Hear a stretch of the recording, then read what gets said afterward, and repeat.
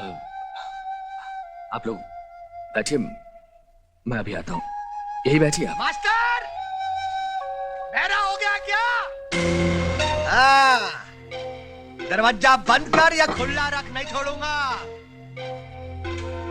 Master, लाला वजन लाल नाम है मेरा। जो भी बोलूं तोल तोल के बोलूं, जो भी करूं खोल खोल के करूं। धीरे बोलो लाला, घर में कुछ मेहमान आए हैं। मेहमान आए हैं तो मुझे क्या? मुझे तो मेरा पैसा चाहिए। देखो लाला, मैंने तुमसे 4 साल के लिए पैसे लिए थे। अभी 1 साल भी पूरा नहीं हुआ और तुमने अभी से पैसे का तकाजा शुरू कर दिया। हद हो गई शराफत की। खुद का पैसा मांगना तकाजा हो गया। अब मुझे मेरे पैसों की जरूरत पड़ी तो क्या मैं दूसरों के सामने हाथ फैलाऊं या 3 साल और इंतजार करूं?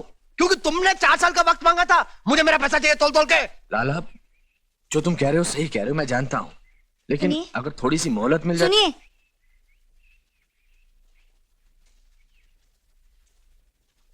उसे ये कंगन देकर टाल दीजिए, कुछ दिन तो चुप रहेगा। कैसी बातें कर रही हो? ये कंगन तो तुम्हें शारदा की शादी के लिए संभाल कर रखने को कहा था। जाओ, जाकर रख के आओ। मैं कहता हूँ जाओ, इन्हें अंदर रख कर आओ। लेकिन ये मैं कह रहा हूँ ना, जाओ।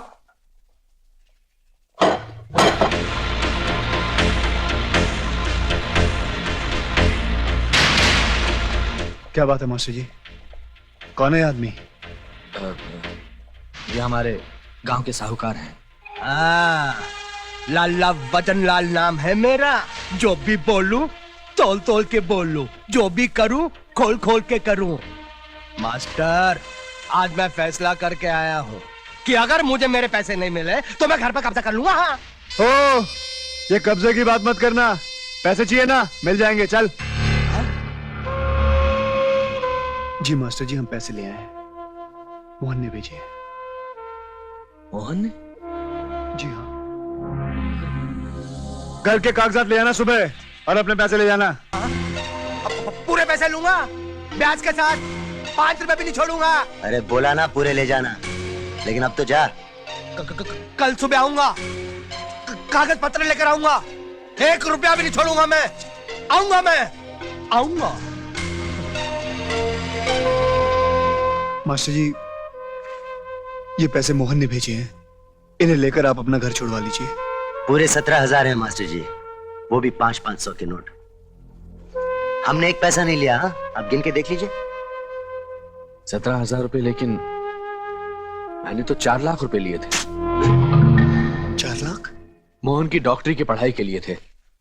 इस गांव में कोई डॉक्टर या अस्पताल नहीं है ना, तो मैंने सोचा अगर मोहन डॉक्टर बन जाएगा तो इस गांव का भला हो जाएगा। लेकिन लाला ने वक्त से पहले ही पैसे मांगने शुरू कर दिए। क्यों?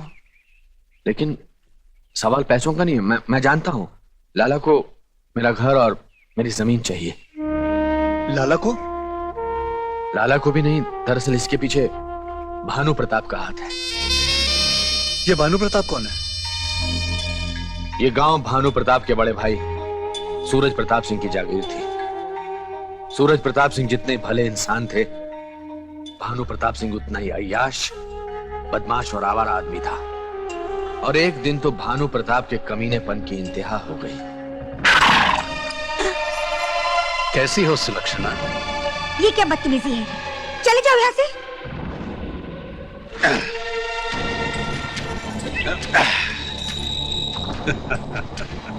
डर मत, तुझ जैसी खूबसूरत औरत की जगह इस गांव में नहीं, मेरी हवेली में है। अपनी हवेली में ठकुराइन की जगह अभी तक खाली रखी है मैंने। चल। बहुत कपड़े धो लिए तूने। अब ये ठाकुर रोज तेरे हुस्न की पूजा करेगा। भाई साहब, ये क्या कर रहे हैं आप? भाई साहब, मुझे माफ कर दो। भाई साहब, मुझे माफ कर दो। भाई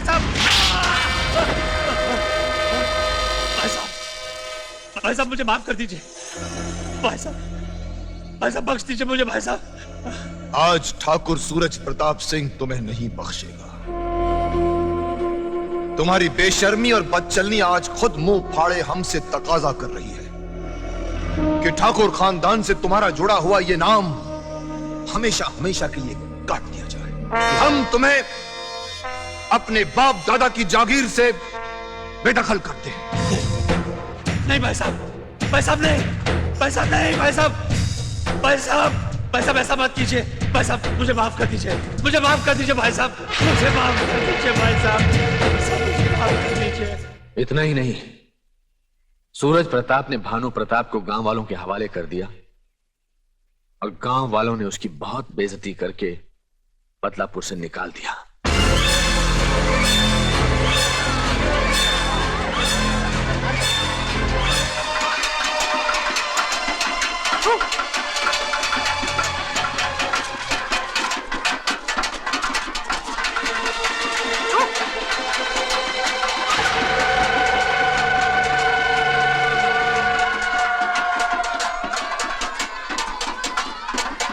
सालों साल बीत गए, भानु प्रताप को सब भूल गए।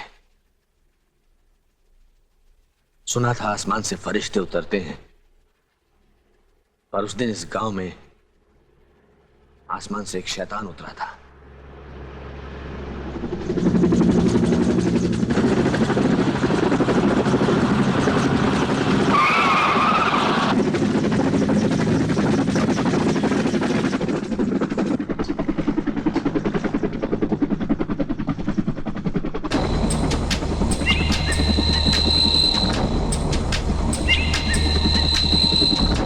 भानु प्रताप ने भोले भाले गांव वालों को बहकाने की बहुत कोशिश की।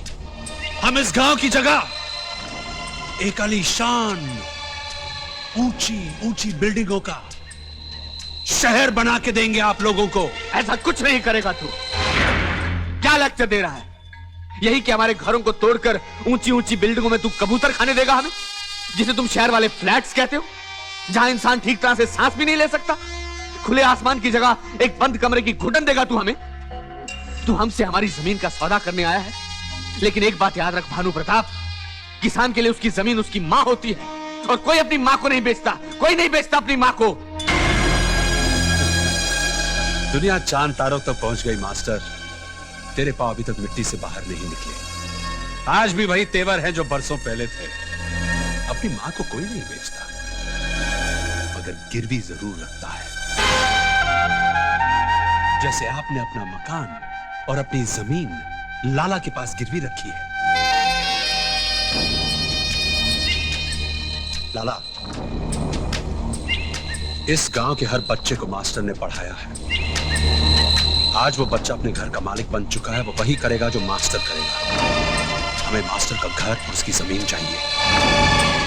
एक बार हमें मास्टर की जमीन और उसका घर मिल गया तो गांव के सारे घर उसके पीछे पीछे भागते आएंगे, और फिर कबूतर खाने भी इनके नसीब में नहीं होंगे। उस वक्त तो गांव वालों ने मेरी बात मान ली और एक गांव टूटने से बच गया, लेकिन अब अगर मेरा घर टूटा तो मेरे पीछे पीछे सारा गांव टूट जाएगा।